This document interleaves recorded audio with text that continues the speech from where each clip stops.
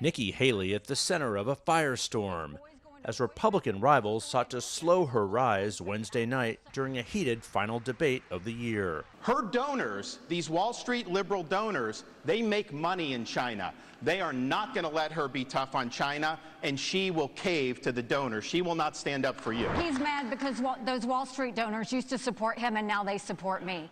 Ron DeSantis furiously tangled with Haley and her newfound support from some big-name donors in a bitter battle to become the leading alternative to Donald Trump.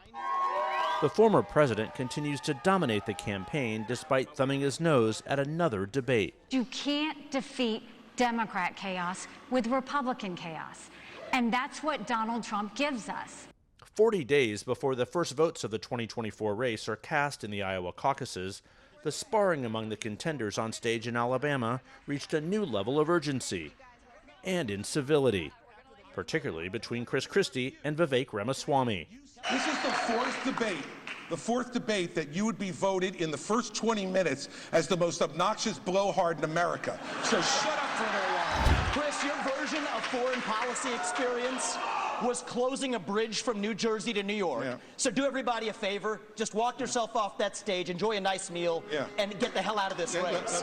Christie stood alone in issuing a dire warning about the prospect of Trump returning to power. Do I think he was kidding when he said he was a dictator? All you have to do is look at the history. And that's why failing to speak out against him, making excuses for him, pretending that somehow he's a victim, empowers him. You want to know why those poll numbers are where they are? Because folks like these three guys on the stage make it seem like his conduct is acceptable. Let me make it clear. His conduct is unacceptable. He's unfit.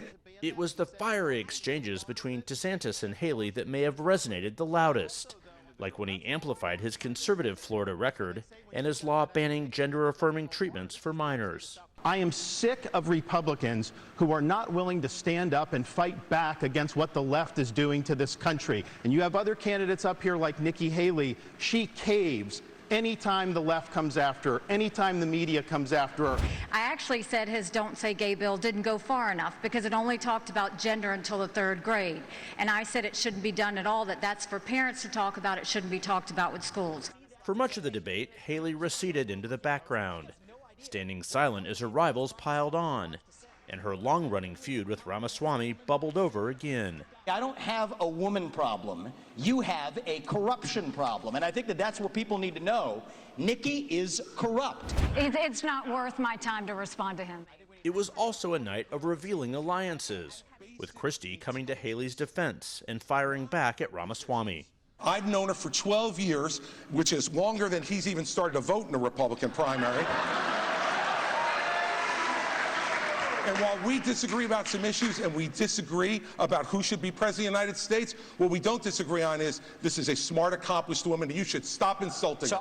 Yet Christie and Haley are also on a collision course of their own, with moderate Republicans and independent voters in New Hampshire a centerpiece of their respective strategies.